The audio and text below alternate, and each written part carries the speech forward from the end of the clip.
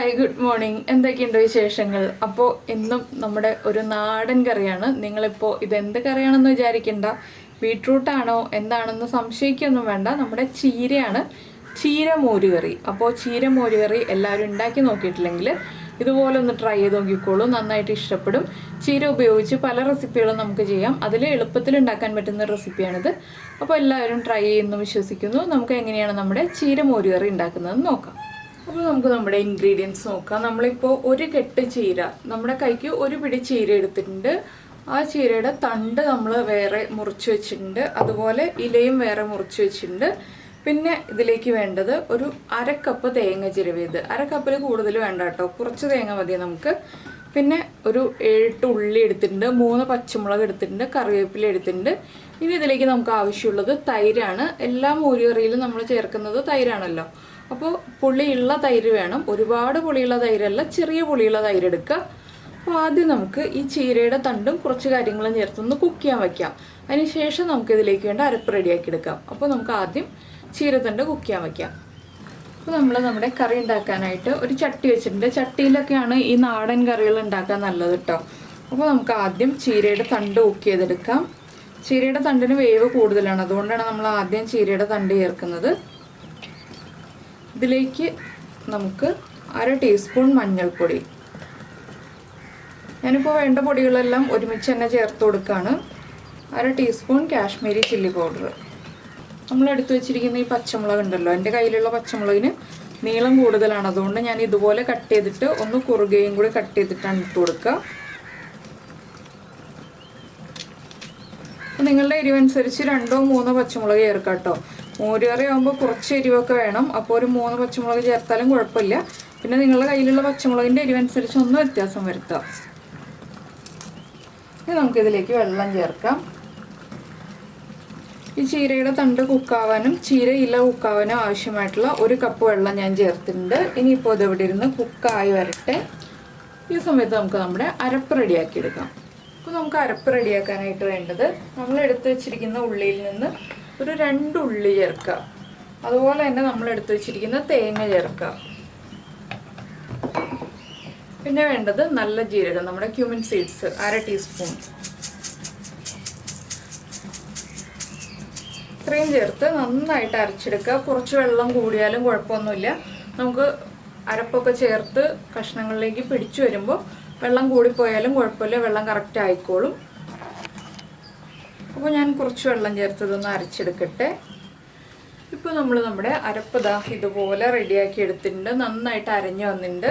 ഇതിനെ നമുക്ക് മാറ്റി വയ്ക്കാം. ഈ സമയത്ത് തന്നെ നമുക്ക് മിക്സിയുടെ കുറച്ച് വലിയൊരു ജാർ എടുത്തിട്ട് അതിലേക്ക് തൈര് ഒഴിച്ചിട്ട് ഒന്ന് പൾസ് ചെയ്തെടുക്കാം. 1-2 പ്രാവശ്യം പൾസ് ചെയ്തെടുത്താൽ മതി, അധികം വേണ്ട കേട്ടോ. എന്താണെന്ന് വെച്ചാൽ നമ്മുടെ തൈരിൻ്റെ കട്ടയൊന്ന് ഉടഞ്ഞു പോകാൻ വേണ്ടിയിട്ട് മാത്രം നമ്മൾ പൾസ് ചെയ്യാണ്. പിന്നെ മിക്സിയിൽ അടിച്ചെടുക്കാൻ താല്പര്യമില്ലാന്നുണ്ടെങ്കിൽ ഒരു ഫോർക്ക് ഉപയോഗിച്ചിട്ട് നമുക്കൊന്ന് ബീറ്റ് ചെയ്തെടുക്കാം. പക്ഷേ എളുപ്പം നമുക്ക് മിക്സിയിലൊന്ന് പൾസ് ചെയ്തെടുക്കുന്നതാണ്. അപ്പോൾ ഞാനൊരു 3/4 ലിറ്റർ തൈര് എടുക്കുന്നുള്ളൂ കേട്ടോ, അധികം തൈര് എടുക്കുന്നില്ല. അപ്പോൾ ഞാൻ ഇതും കൂടി ഒന്ന് പൾസ് ചെയ്തെടുക്കട്ടെ. നല്ല കട്ട തൈരാണെങ്കിൽ പൾസ് ചെയ്തെടുക്കുക, ലൂസായിട്ടുള്ള തൈരാണെങ്കിൽ ഒരു ഫോർക്ക് ഉപയോഗിച്ച് ഒന്ന് ഉടച്ചെടുത്താൽ മതി കേട്ടോ. ഇപ്പോൾ നമ്മൾ നമ്മുടെ തൈരും ദാ ഇതുപോലെ പൾസ് ചെയ്തെടുത്തിട്ടുണ്ട്. നന്നായിട്ട് കട്ടയൊക്കെ ഉടഞ്ഞു വന്നിട്ടുണ്ട്. തൈരിൽ കട്ടയുണ്ടെങ്കിൽ നമ്മുടെ കറിയിൽ കാണുമ്പോൾ ഭംഗി ഉണ്ടാവില്ല, അതുകൊണ്ടാണ് നമ്മൾ ഒന്ന് പൾസ് ചെയ്തെടുക്കുന്നത്. ഇനി ഇതും മാറ്റി വയ്ക്കാം. നമ്മുടെ ചീര ഒന്ന് കുക്കായിട്ട് ബാക്കിയുള്ള കാര്യങ്ങൾ ചെയ്യാം. അപ്പോൾ നമ്മുടെ ചീരയുടെ തണ്ട് കറക്റ്റായിട്ട് കുക്കായി വന്നിട്ടുണ്ട്. നമ്മൾ ഒരു തണ്ട് എടുത്തിട്ട് ഒന്ന് കട്ട് ചെയ്ത് നോക്കുക.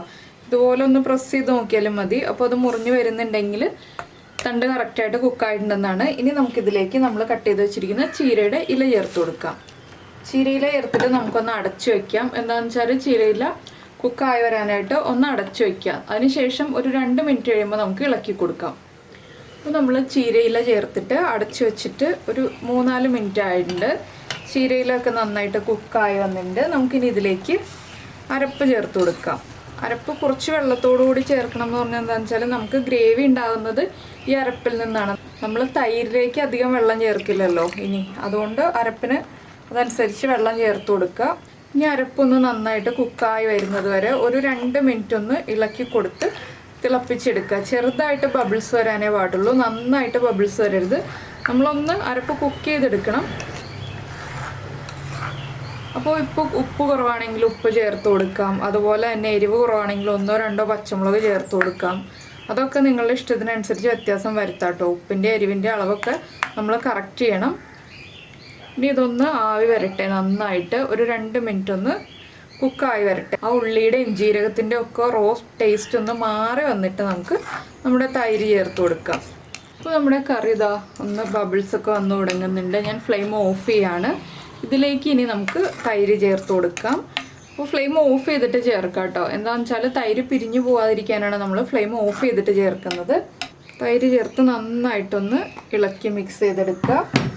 ഇപ്പോൾ കണ്ടോ നമ്മുടെ മോര് കറി റെഡി ആയിക്കഴിഞ്ഞു. ഇനി ഇതിലേക്ക് 1-2 കാര്യങ്ങളും കൂടിയൊക്കെ നമുക്ക് ചേർക്കാനുണ്ട്. അപ്പോൾ ഈ ചട്ടിയുടെ ചൂടിലിരുന്നിട്ട് തന്നെ നമ്മുടെ തൈരൊക്കെ ഒന്ന് ചൂടായി വന്നോളൂ കേട്ടോ. നമ്മൾ തൈര് ചേർത്ത് തിളപ്പിക്കാൻ പാടില്ലാത്തത് കൊണ്ടാണ് ചട്ടിയുടെ ചൂടിലിരുന്നിട്ട് കറി ചൂടായി വന്നോളും എന്ന് പറഞ്ഞത്, തൈരൊക്കെ ചൂടായി വന്നോളും എന്ന് പറഞ്ഞത്. ഇപ്പോൾ തന്നെ നന്നായിട്ട് ആവി വരുന്നുണ്ട്. ഇതിപ്പോൾ നമ്മൾ ഏത് പാത്രത്തിലാണ് ചെയ്യുന്നതെങ്കിലും ഫ്ലെയിം ഓഫ് ചെയ്തിട്ട് തന്നെ തൈര് ചേർത്ത് കൊടുക്കുക. ഇനി നമുക്കിതിലേക്ക് കുറച്ച് ഉലുവപ്പൊടി ചേർക്കണം. ഒരു 2 പിഞ്ച് ഉലുവപ്പൊടി ചേർക്കുക. അതുപോലെ തന്നെ ഉപ്പ് കുറവാണെങ്കിൽ ഉപ്പൊന്ന് കറക്റ്റ് ചെയ്തിട്ട് വേണം നമ്മൾ കറി എടുത്ത് വയ്ക്കാനായിട്ട്. ഇനി നമുക്കിതിലേക്ക് വറവ് ചേർക്കാം. വറവ് ചേർക്കാനായിട്ട് ചെറിയ ഉള്ളി, നമ്മുടെ ചുവന്നുള്ളി അത്യാവശ്യമാണ് കേട്ടോ ഇതിൽ. ഇങ്ങനെയുള്ള ട്രഡീഷണൽ റെസിപ്പീസിലൊക്കെ നമ്മൾ ചുവന്നുള്ളി ചേർക്കണം.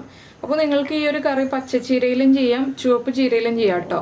ഏത് ചീരയാണോ നമുക്ക് കിട്ടുന്നത് ആ ചീരയിൽ ചെയ്യാം. ഇനിയിപ്പോൾ ഞാൻ വറവിനുള്ളൊരു പാത്രം എടുത്ത് വയ്ക്കട്ടെ. അപ്പോൾ നമ്മുടെ പാൻ നന്നായിട്ട് ചൂടായിട്ടുണ്ട്. നമുക്കിതിലേക്ക് വെളിച്ചെണ്ണ ചേർക്കാം.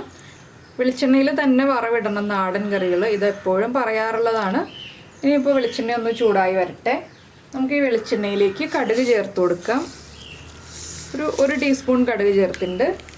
കടുക് പൊട്ടിക്കൊണ്ടിരിക്കുന്നുണ്ട്. നമുക്കിതിലേക്ക് ഒരു 1/4 ടീസ്പൂൺ ഉലുവ ചേർക്കാം. ഉലുവയും കൂടി ചേർത്താലേ മോര് കറി പെർഫെക്റ്റ് ആവുള്ളൂ കേട്ടോ.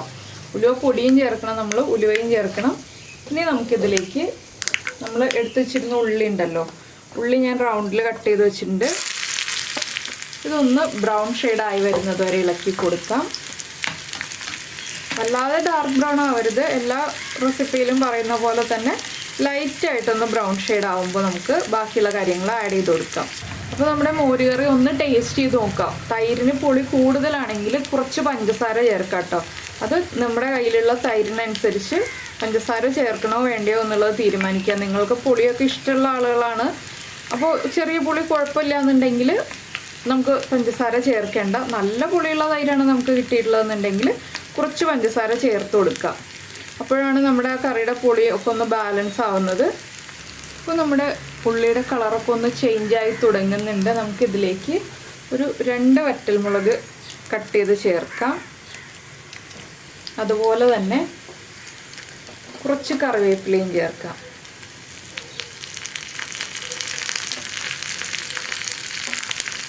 ഇനി ഇതെല്ലാം ചേർത്ത് ഇളക്കി കൊടുക്കുക. ഈ ഒരു കറിയിൽ നമ്മൾ സാധാരണ മോര് കറിയിലും പുളിശ്ശേരിയിലും ഒക്കെ ചെയ്യുന്ന പോലെ മുളക് പൊടി ഇട്ടിട്ട് കുക്ക് ചെയ്ത് ചേർക്കേണ്ട ആവശ്യമില്ല കേട്ടോ. എന്താണെന്ന് വെച്ചാൽ നമ്മുടെ ചീരയ്ക്ക് തന്നെ നല്ല കളറുണ്ടല്ലോ, അതുകൊണ്ട് ഇനി മുളക് പൊടിയോ മഞ്ഞൾപ്പൊടിയോ ഒന്നും നമ്മൾ ചേർക്കേണ്ട ആവശ്യമില്ല. അപ്പോൾ ഈ മുളകും ഉള്ളിയും എല്ലാം ചേർന്ന് നന്നായിട്ടൊന്ന് കുക്കായി വരട്ടെ. അപ്പോൾ നമ്മുടെ ഉള്ളിയും മുളകും ഒക്കെ ഒന്ന് കുക്കായിട്ടുണ്ട്. നമുക്കിത് കറിയിലേക്ക് ചേർത്ത് കൊടുക്കാം. അപ്പോൾ നമ്മുടെ വറവ് ഞാൻ ഇതാ കറിയിലേക്ക് ചേർക്കുകയാണ്. ഈ കറിയാണെങ്കിൽ നമ്മൾ ചൂടോടെ ഉപയോഗിക്കരുത് കേട്ടോ. ചൂട് നന്നായിട്ട് മാറി വന്നിട്ട് ഉപയോഗിക്കുക. നമ്മൾ രാവിലെ റെഡിയാക്കി വെച്ചിട്ട് ഉച്ചയാകുമ്പോൾ എടുത്ത് കഴിക്കുക. അപ്പോൾ ഇതാ നമ്മുടെ മോര് കറി റെഡി ആയി കഴിഞ്ഞു. വളരെ ഈസി ആയിട്ടുള്ള റെസിപ്പിയാണ്, അധികം ബുദ്ധിമുട്ടൊന്നുമില്ല. കുറച്ച് ചീര ഉണ്ടെന്നുണ്ടെങ്കിൽ നമ്മളെപ്പോഴും ചീര തോരനും ചീര പരിപ്പ് കറിയും ചീര ചെറുപയറും ഒക്കെ വയ്ക്കുന്നതിന് പകരമായിട്ട് ഇതുപോലൊരു ഒഴിച്ചുകറി ഉണ്ടാക്കാം നമുക്ക്. അപ്പോൾ തൈര് മിക്കവരുടെയും വീട്ടിലുണ്ടാവും. ഇല്ലെങ്കിൽ നമ്മൾ പാല് വാങ്ങിക്കുമ്പോൾ കുറച്ച് തൈരാക്കി എടുത്ത് വയ്ക്കുക, അല്ലെങ്കിൽ തൈര് തന്നെ റെഡിമെയ്ഡായിട്ട് വാങ്ങിച്ചിട്ട് ഈ ഒരു റെസിപ്പി ഉണ്ടാക്കി നോക്കുക. നന്നായിട്ട് ഇഷ്ടപ്പെടും. അതുപോലെ തന്നെ നമ്മുടെ ചാനൽ ആദ്യമായിട്ട് കാണുകയാണെങ്കിൽ നമ്മുടെ വീഡിയോ ഇഷ്ടപ്പെടുന്നുണ്ടെങ്കിൽ നിങ്ങൾ നമ്മുടെ ചാനലൊന്ന് സബ്സ്ക്രൈബ് ചെയ്യണേ. സബ്സ്ക്രൈബ് ചെയ്യുന്നതിന് ഈ വീഡിയോയുടെ താഴെയുള്ള റെഡ് സബ്സ്ക്രൈബ് ബട്ടൺ ഒന്ന് ക്ലിക്ക് ചെയ്യുക. അതിൻ്റെ റൈറ്റ് സൈഡിലുള്ള ബെല്ലൈക്കണും കൂടി ക്ലിക്ക് ചെയ്യുക. അപ്പോൾ ഓൾ എന്ന് പറഞ്ഞിട്ടൊരു ഓപ്ഷൻ കാണാം. ആ ഓളും കൂടി പ്രസ് ചെയ്തിട്ടുണ്ടെങ്കിൽ ഞാൻ എപ്പോഴും വീഡിയോ അപ്ലോഡ് ചെയ്യുമ്പോൾ നിങ്ങൾക്ക് നോട്ടിഫിക്കേഷൻ വരും. പിന്നെ ഒരു ലൈക്ക് അറിയാൻ മറക്കില്ലല്ലോ, അതെപ്പോഴും ഞാൻ പറയാറില്ലല്ലോ, ഒന്ന് ലൈക്ക് ചെയ്യണേ കമൻറ്റ് ചെയ്യണേ എന്നുള്ളതൊക്കെ. അപ്പോൾ അതൊക്കെ ഒന്ന് ചെയ്തേക്കാം കേട്ടോ. പിന്നെ നമ്മുടെ വീഡിയോ എല്ലാവർക്കും ഇഷ്ടമാവുന്നുണ്ടെങ്കിൽ നിങ്ങളുടെ ഫ്രണ്ട്സിനും ഫാമിലി മെമ്പേഴ്സിനും ഒക്കെ ഷെയർ ചെയ്ത് കൊടുക്കുക. ഇതൊക്കെ ഞാൻ എപ്പോഴും പറയുന്ന കാര്യങ്ങളാണ്, എല്ലാ വീഡിയോയിലും റിപ്പീറ്റ് ചെയ്ത് പറയുന്നുണ്ട്. നിങ്ങൾക്ക് ബോറടിക്കുന്നുണ്ടെങ്കിൽ ക്ഷമിക്കുക കേട്ടോ. അപ്പോൾ നമുക്ക് നമ്മുടെ അടുത്ത റെസിപ്പിയുമായിട്ട് അടുത്ത ദിവസം വീണ്ടും കാണാം.